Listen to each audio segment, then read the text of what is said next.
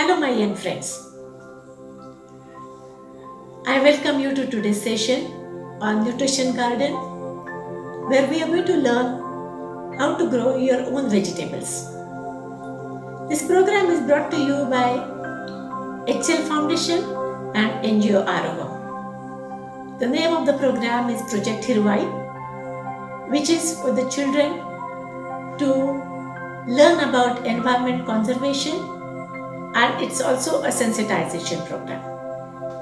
Again, I, Vishakha Rao, welcome you to today's session. I'm showing you the picture of a school where Nutrition Garden was prepared last year, and some of you have participated in it and have taken the pleasure out of it. And it has been an immensely pleasurable journey for all of us, as well as for the children and the teachers who were a part of it. And that has inspired us to talk on the same topic today, that is how to grow your own vegetable, and we are calling it a nutrition garden. Now, what is a nutrition garden? Nutrition garden, as I said, is usually a garden in your yard. Preferably, it is near the kitchen. But wherever you have space, you can grow your vegetables at your home. Not only vegetables, some of the herbs also can be grown in your kitchen garden. Since these vegetables will be grown by you and your family members, where you are not really going to use any chemical fertilizers and pesticides, they are going to be 100% safe for human consumption. And secondly, since we are going to use only the organic fertilizers and pesticides, they will also be very tasty and nutritious. What are the essential things that we require to start making a nutrition garden? And they are: we require a good sunshine, we require soil, air, water, we require organic manure, and a plot of land, pots, or even grow bags. Now, when we are calling it a nutrition garden, the question probably will come to your mind that why are we calling it a nutrition garden? And the answer is very, very simple. Different vegetables give us different nutrients in different quantities. And that is why we should all be consuming different vegetables in rotation and in good quantity, so that we get enough of nutrients. Let us see what all nutrients can we get from the vegetables. The vegetables provide us calcium, iron, manganese, potassium, magnesium, and zinc, and all in natural form. Vegetables also provide us vitamins, folic acid, omega-3, and beta-carotene. Vegetables have antioxidants, essential oils, and dietary fibers. Some vegetables like potato also has carbohydrates, and most of the vegetables are generally low on sodium and cholesterol, and that is also very good for health. Now, we can generally categorize vegetables in 4 categories. These are the broad 4 categories which I would suggest. This categorization is done simply on the basis of how do they grow. So the first category is leafy vegetables, where vegetables like spinach, methi, coriander. Now, second category would be the tubers or the roots. Under this category, of course, we have potatoes, we have onions, We have carrots, sweet potatoes, radishes, and many others. Fruity vegetables, we have okra, brinjals, tomatoes, cluster beans, chilies, and then we have vines or climbers, where these plants need a trellis or a support. These are different types of gourds, cucumber, beans, etc. Before we start having our garden, starting a garden, we need to understand the type of soil that we have. So in your garden, you need to examine the type of soil that you have. Broad three categories of soils would be either the soil will be sandy, or it would be a loamy soil, or it would be a clay soil. Now, sandy soil is coarse in nature. It has a very less water retention capacity. And if we are talking about the drainage, it has good drainage, very good drainage. Now, loamy soil will have a medium texture. Now, water retention capacity is moderate and drainage is also moderate. Now, clay soil is very soft to touch. It has very high water retention capacity and water drainage is very low. So most of the vegetables, what we need actually for most of the vegetables, we would be needing a soil which has a moderate water retention capacity and a good drainage. So we should be having a loamy soil. Now, what is the soil? Soil is a mixture of broken rocks. It also has minerals. It has living organisms, and it has decaying organic matter which is called humus. Humus, if you have seen the compost pits in your school, the humus is dark, soft and rich in nutrients. It looks like a tea that you have at home. Soil also has some part of air and water in it. Ideal pH of the soil should be between 6 to 7.5. So the soil should not be acidic and soil should not be too alkaline. Now, before we plant, we need to start preparing a plot or a pot for planting, where we need to loosen the soil. So before we really start, first thing is we need to take out all the weeds, should take out all the stones and small pebbles and things that would be there. Take out all the debris if there is any. And then take a sickle and start digging the soil lightly. If the soil is too dry, you will not be able to dig it properly. It would be very brittle to touch.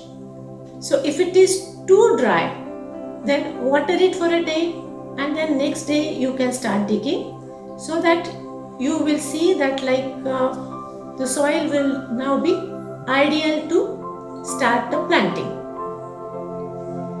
The soil should not have too much of water also when you prepare a plot of soil and plot to plant the saplings, because too much of water will have a muddy texture and then the plants will not come out nicely. Now, once the soil is prepared, which is properly loose, we should add organic manure to it and then leave it for a day or two. first thing what we are going to do is we start with leafy vegetables. So leafy vegetables grow best in rich and loamy soil. The soil should have plenty of organic matter, and that is why we normally add organic fertilizer to it, the compost or the organic manure. Now, when you plant the seeds, sow the seeds, it can be broadcasted either on a flat or a raised bed. In the picture you would see what is a flat or a raised bed. Now beds can be prepared depending on the weather conditions. In rainy seasons we must have raised bed, but in winter and summer we can use the flat beds, because in rainy season, because of the force of the rain, the seeds may get floated in water, and then we will be losing those seeds. It will just run away with the run of water. So in the picture you are seeing the raised beds as well as the flat beds. Now seeds can be sown in one single line, or it can be broadcasted. Now, how to take care of leafy vegetables before they are harvested? Leafy vegetables need very light watering, just enough to keep the soil moist. In between, once the saplings come out nicely, you need to do the weeding. Depending on the conditions there, you can decide whether you really want to spray some insecticide, which will be a organic pesticide. Remember, if you notice any insects or pest, then only spray the insecticide. Otherwise, it is not required. Just see that we take care of the weeds and we take out the weeds, so that nutrients are not shared and they are only absorbed by our vegetables. Normally, leafy vegetables are ready to harvest in 45 to 60 days. In some of the cases like spinach, you could just pluck the leaf and keep the roots, and then they will grow again. So you need not have to take out complete plant with the roots. You can only pluck the leaves and leave the roots, and the leaves will grow again. So do take the pleasure of harvesting. They are very easy. Leafy vegetables are very easy to grow, and you will always be able to give your mother fresh vegetables which you would be growing either in your different types of pots, grow bags, or a plot of land if it is available. Now the second category that we are coming to is tubers or root vegetables. Now method of soil preparation is almost the same. Our soil needs to be loose enough for the root crops to send down the roots properly, because what we are going to eat is they are the roots, so they must go really deep. So preparation of the soil is similar to what we have done, but we need to have ridges and furrows in this case, which you see in the picture. The small plants will be planted on the ridges, and the watering would be done through furrows.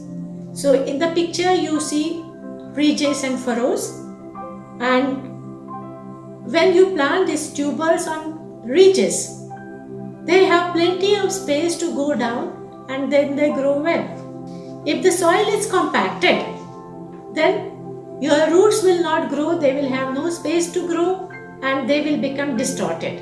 So make sure the soil is loose and nice and full of humus. Now, how to take care? We need to water regularly through furrows.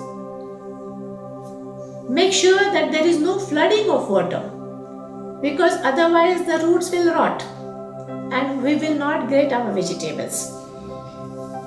Usual weeding and spraying of organic pesticides should be carried out periodically as and when it is required. Crop normally takes 60 to 70 days to be ready for harvest. So be on the lookout and you will get lovely tubers for your daily consumption. In the picture you see there is a beetroot, there are carrots, then you have garlic, you have onions, and you may also be able to grow turmeric and ginger. Third, we come to fruity vegetables. Now, fruity vegetables comprise of number of vegetables, like we have tomatoes, we have brinjals, we have lady's finger, we have capsicum, we have chilies, and number of them. Now, soil preparation is almost the same, but the difference is we need to raise the seedlings in a raised plot initially, and then once they are grown after 2 to 3 weeks, once the plants are ready, then we can replant. So we need to develop a small nursery where we first broadcast seeds, then the seeds are grown on a raised bed, and then once they are strong enough, then only the good plants are taken out and they are replanted. In the picture you would see lady's finger, you would see tomatoes, and you would see brinjals, and they are all done in pots. Whatever the pots are available at home, you can just use them. Whenever you are using the pots, just make sure that there is a hole at the bottom so that water doesn't accumulate and it drains out properly, so the roots will not rot. And the fourth category is the vines or the climbers. In case of vines and climbers, the stem is very delicate and it needs the support of another tree or it needs the support of a trellis. Now, whenever you are developing a trellis or a support for these vines, what care we need to take is we need to leave enough space below the trellis so that we can harvest the vegetables properly without any obstruction, or leave a space in between so that they can be harvested from the front side or from the back side. These vegetables can be grown mostly from the seeds or from the saplings, as in case of ivy gourd or gherkins. Now you can see different support system, the trellis, and as I said, the care has to be taken to leave enough space so that it is easy for spraying of pesticides as well as it is easy to harvest. Organic pesticides are to be sprayed only if insects and pests are noticed. Otherwise, there is no need to do any spraying of insecticides. In case of all the vegetables, since they are consumed almost immediately because we all like to have fresh vegetables, The care has to be taken to spray insecticide at least 1 week before you decide to harvest the vegetables, because taste of the pesticides remain, not that it is harmful for human consumption, but mostly the organic pesticides are either bitter in taste or they have a bit of spice in them, so that we have to take care to see that no taste of pesticide remains on vegetables. I am sure all of you will start now growing vegetables at home, and a lot of your friends have already started. In the next session or in some times on our channel, we would be sharing the cases of the students who have started this nutrition garden at their respective houses. It has been such a pleasure growing and seeing the happy faces of the children who have taken part in this project. I am sure you would like to share your experiences. Do write to us on aroha.nagpur@gmail.com, or you could write on my personal email ID vishakharam@reditmail.com. Thank you and goodbye. In the next session, we are going to teach you how to make biofertilizers and biopesticides at home.